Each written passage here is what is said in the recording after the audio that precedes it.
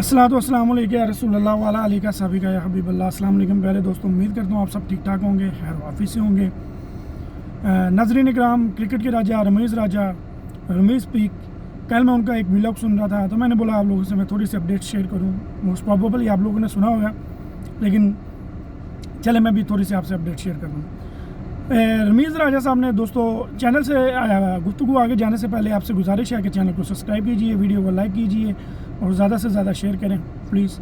आपकी हेल्प के लिए, आपकी मोहब्बतों के लिए बहुत शुक्रिया। दोस्तों रमीज़ राजा ने जो बात की है, उन्होंने बोला है जो पाकिस्तान का कल कॉम्बिनेशन खेला है हसन नवाज़ और तलत हुसैन की बैटिंग के साथ, मिडल में बाबर आजम और रिजवान पे बाद में जाते हैं जो उन्होंने बात उनके बारे में भी की है, और फिर बॉलिंग में भी थोड़ी उन्होंने बात की, वो भी आपको अपडेट करें। अच्छा, उन्होंने बोला ये सबसे बेहतरीन कॉम्बिनेशन है पाकिस्तान का पिछले 5-6 सालों में। यहाँ राउंड उन्होंने यानी 15 के वर्ल्ड कप से बात की है, यानी पिछले 8-9 सालों में उन्होंने बोला ये पाकिस्तान टीम का बेस्ट कॉम्बिनेशन बना है अभी, जहाँ पे उन्होंने सलमान आगा को भी इंक्लूड किया बीच में, इन तीनों की बात की। तो उन्होंने बोला ये मिडल ऑर्डर में आके ये पाकिस्तान टीम को सपोर्ट करेंगे और पाकिस्तान टीम को लाजिम बचाएंगे। और अगर जो उसका कैच छूटना मायने नहीं रखता, एक इनिंग्स अच्छी खेली हसन नवाज़ ने, उसकी तारीफ होनी चाहिए। कैच को फिर बहुत सारी टीम्स के बहुत सारे प्लेयर्स के छूटते हैं तो फिर वो सर्व करते हैं, तो वही चीज़ उन्होंने सर्व किया, अपना कैच छूटे हुए का फ़ायदा उन्होंने लिया हसन नवाज़ ने। और तलत को मैं दोस्तों, जहाँ तक तलत की बैटिंग हमने फर्स्ट क्लास क्रिकेट में, डोमेस्टिक क्रिकेट में देखी है, तलत पर पूरा यकीन किया जा सकता है कि हसन नवाज़ पर अभी थोड़े से शक व शुबात हैं, लेकिन मज़ीद अपने आप को मैच्योर कर रहे हैं, स्लोक शॉट भी खेल रहे हैं, अच्छी शॉट्स निकाल रहे हैं और अपने छक्कों में भी दमखम दिखा रहे हैं, हाफ शॉटें नहीं मार रहे। तो दोस्तों अभी उन पर इतबार आसा इतमाद अपना बहाल, वो अपना इतमाद बहाल कर रहे हैं और शायकीन क्रिकेट उन पर इतबार कर रहे हैं अभी। तो तलत पर दोस्तों मैं अपनी राय के मुताबिक देखूं तो उन पर इतबार किया जा सकता है, क्योंकि डोमेस्टिक में बहुत सारे रन और सेम इसी पोजीशन में खेलते हैं, इसी नंबर पे खेलते हैं आके, और वो मैच को निकालने की सलाहियत रखते हैं, क्योंकि उनमें ये एबिलिटी है कि वो मैच को लेके चलते हैं। कल भी देखें, अगर उधर नवाज़ अच्छा खेल रहे थे, नो डाउट्स, बहुत सारे लोगों ने हसन नवाज़ पर ही बात की, तलत पर बहुत कम बात की। वहाँ पर अगर तलत हुसैन ना खड़े होते तो सोचे नुकसान हो सकता था ना। तो दोस्तों बात करने का मकसद ये है कि साथ तलत को भी अप्रिशिएट करना चाहिए, और वो पूरी सलाहियत रखते हैं तलत हुसैन, ठीक है।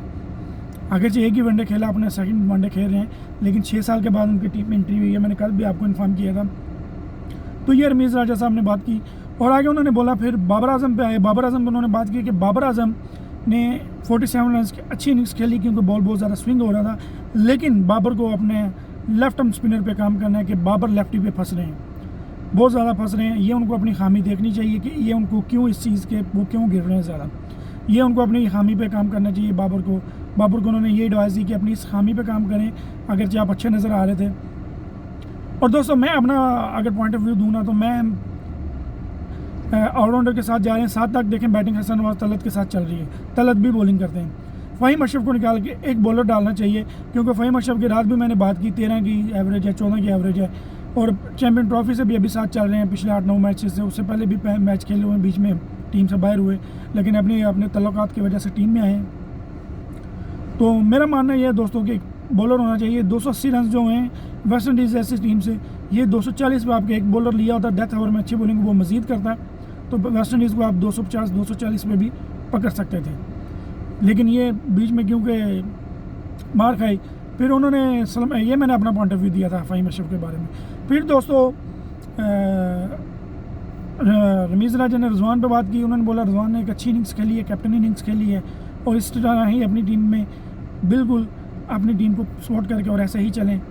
तारीफ ही हुई, बाबर आजम की ऑलमोस्ट तारीफ हुई, लेकिन लेफ्ट आर्म स्पिनर पे उन्होंने बात की कि बाबर फंस रहे हैं बहुत ज़्यादा, तो बाबर को इस पर अपना काम करना चाहिए, क्योंकि अपनी देखनी चाहिए। बहुत टाइम से बाबर आजम के साथ ऐसा हो रहा है, ये नहीं कि अभी से है, क्योंकि इसी टीम वेस्ट इंडीज़ के ख़िलाफ़ ही बाबर आजम के 500 हैं, 5। तो जब बाबर आजम एक नाम निकला था ना, तब इसी वेस्ट इंडीज़ के ख़िलाफ़ ही बैक टू बैक 300 मारे थे, फिर जाके वेस्ट इंडीज़ में 200 मारे थे, यूएई में मुझे याद है 300 मारे थे उन्होंने। तो इसी वेस्ट इंडीज़ से बाबर आजम एक ब्रांड निकला था। तो दूसरा नाज़रीन इकराम, हम शाहीन अफरीदी पर उन्होंने बात की। शाहीन अफरीदी को उन्होंने बोला कि उन्होंने अच्छे ओवर किए हैं, 8 ओवर किए हैं। डेथ ओवर में भी उन्होंने अच्छी बॉलिंग की है, क्योंकि डेथ ओवर पे उन पर क्वेश्चन आ रहा था। उन्होंने अच्छी अपनी वेरिएशन यूज़ की हैं और लग रहा है कि अपनी वो काम कर रहे हैं उस पर डेथ ओवर पे ना। बहुत टाइम के बाद उनको देखा, क्योंकि डेथ ओवर में शाहीन पे एक थब्बा लग गया हुआ था कि मार खा रहे थे वो। और उन्होंने बोला कि ये उनकी टीम में रिस्पेक्ट बढ़ाएगा, टीम में उनकी वैल्यूएशन बढ़ाएगा, उनकी वैल्यू बनाएगा, क्योंकि वो पाकिस्तान टीम का एक एसेट है। और जो एसेट होते हैं वो जो लीडिंग करने वाला बॉलर होता है, वो ऐसे मार खाए डेथ में भी आ गए तो फिर उस पर तनकीद तो बेजा होगी फिर, क्योंकि वो हकदार होता है इस चीज़ का। तो ये नाज़रीन इकराम, रमीज़ राजा साहब ने बातें की हैं।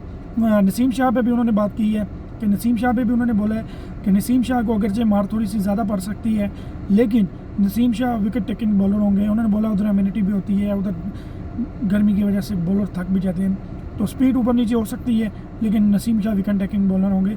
और मैं दोस्तों जाते जाते आपको अपना एक पॉइंट ऑफ व्यू दूँ, फ़हीम अशरफ की जगह पे वसीम जूनियर को डाल सकते हैं। वसीम जूनियर एक बेटर बॉलिंग ऑप्शन है। जितने रन्स आपको फ़हीम अशरफ देंगे, इतने ही रन्स आपको बैटिंग में वसीम जूनियर भी दे सकते हैं।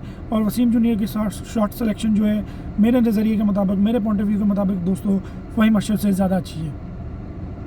एबिलिटी हेलीकॉप्टर शॉट की भी है, एयरकोट को भी प्रॉपर खेल लेते हैं, क्योंकि दोनों की एवरेज तो सेम है। ये नहीं मैं कह सकता कि एवरेज में दोनों में से कौन बेहतर है, लेकिन शॉट सिलेक्शन वसीम जूनियर की, बॉलिंग भी वसीम जूनियर की फ़हीम अशरफ से बहुत बेटर है दोस्तों, बहुत ज़्यादा बेहतर।